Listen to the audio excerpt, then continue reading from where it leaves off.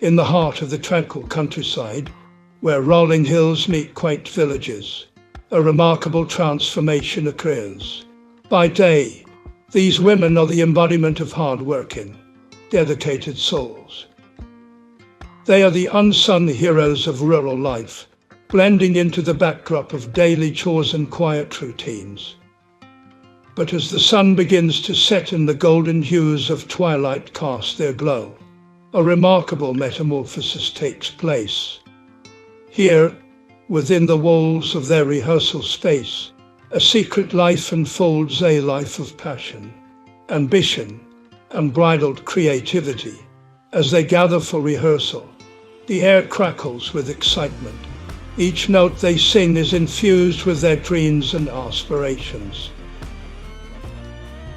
With every rehearsal, they cultivate a spirit of camaraderie that binds them closer, as if they were a family woven together by song. As the choir rehearses, the boundaries of their lives blur. The women, who once embraced the simplicity of their daily routines, discover a world of possibility. And so, we marvel at the duality of their existence, the simple life and the extraordinary artistry forever intertwined in the enchanting rhythm of their songs.